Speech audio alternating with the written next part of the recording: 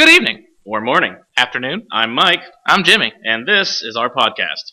We decided to do a podcast mostly because we don't like podcasts. I honestly don't think I've ever heard or seen one. My mom asked me what a podcast was, and I honestly couldn't tell her.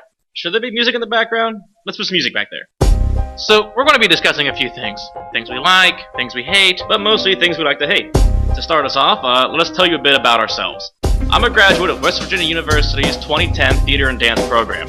I'm currently employed by a private defense contractor working close with the FBI on information technology. I'm 25, married, and own a small dog. I'm a 2009 graduate of West Virginia University with a BA in political science. I'm a third-year law student at the Appalachian School of Law. I am 24 and painfully alone. So, Mike and I often talk politics. The left, the right. The up, the down. Doesn't work that way. And we thought maybe you two would care to know what we think. And even if you don't, well, we're going to discuss it anyway. First up, remember a while back when the Muppets came under fire from Fox News about brainwashing our kids into believing a socialist agenda? Our crack team has uncovered other hidden agendas in classic children's entertainment, such as The Teenage Mutant Ninja Turtles. The evil message that non-traditional families are better than traditional families.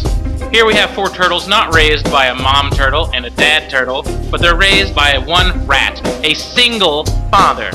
And we're just supposed to accept this as a viable family unit. First, it's a rat raising turtles. What's next? A gay warthog raising a transgendered ocelot? Hollywood's message is, it's not bad as long as they know karate. Not to mention its dangerous internationalist message. Splinter taught the turtle martial arts. What's the matter, you socialist rat? American boxing not good enough for you? You might say, but Jimmy, they're fighting Shredder, who is an illegal Japanese immigrant. But let's name the other illegal immigrant, Splinter himself.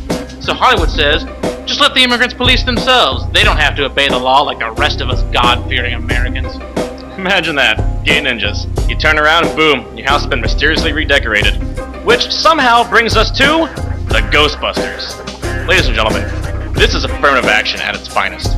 We have 3 hardworking, self-starting white scientists who found a company based on one simple idea: making America safer. Once these job creators really get going, they need to expand and hire, the American way. But who do they hire, you ask? A black man with no prior experience in the paranormal, with questionable credentials, and who is only in it for a steady paycheck. Why, I ask you? Because the courts mandate they have to have a certain percentage of diversity hires, or affirmative action.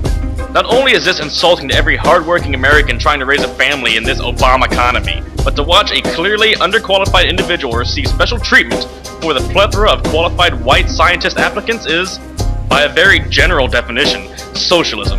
And don't even get me started on the EPA trying to strong-arm yet another American-owned business into the ground. Sick. I'd also like to point out that in both of these movies, not once did anyone pray. A little God goes a long way, Jimmy. Up next, we have He-Man.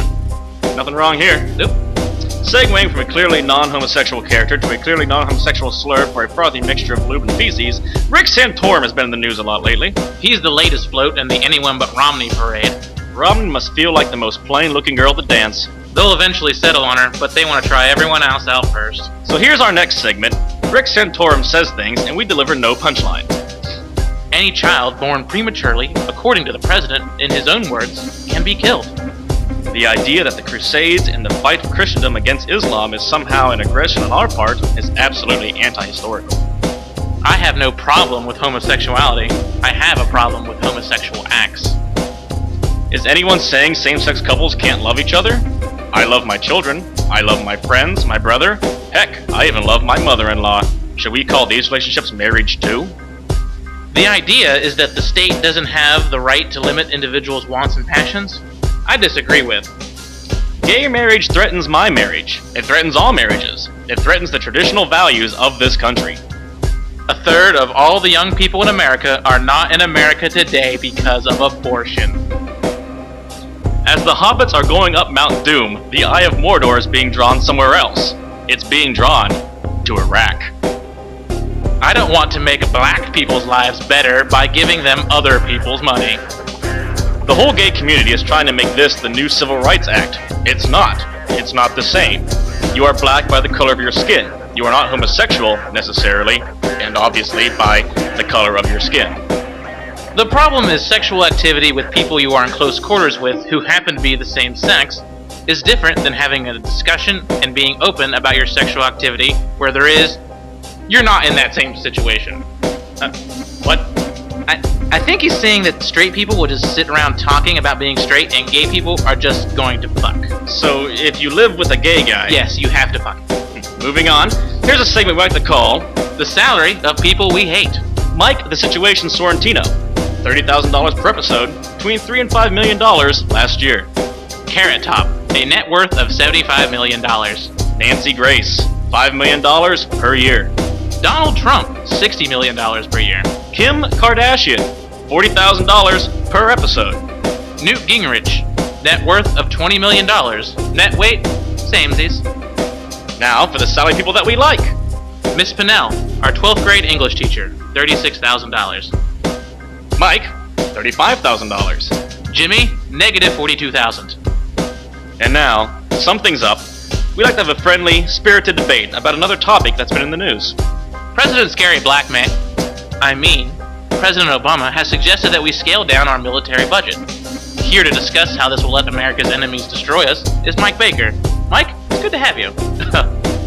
Thanks. Actually, I don't think this will help America's enemies destroy us at all. I think it's actually good for our budget and our military.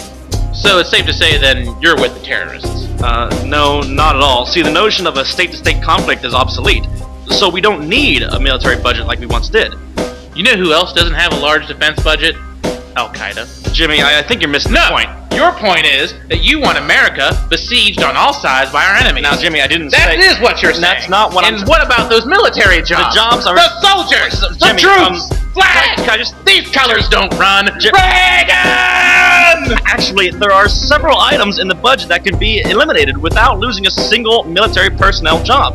For instance, we spend millions of defense contracts from large defense corporations that yield us with faulty equipment. No! I will not sit here while you jump on your egghead liberal high horse with all your all corporations are evil balderdash. I think you're being simplistic. I will not allow you to suggest that we should get rid of soldiers and destroy our job creators. Fact. Mike Baker hates the military and jobs. Loves terrorists. Jimmy, you're misstating... Shut up! What about the children?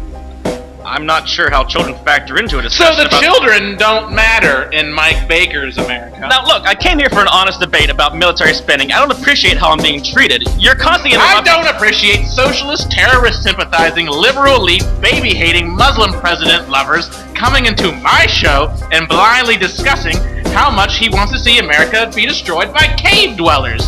Get the hell out. Turn off his microphone. Come back when you have a healthy love of America, Jesus, and apple pie. And in that order, sir. Alright, good debate.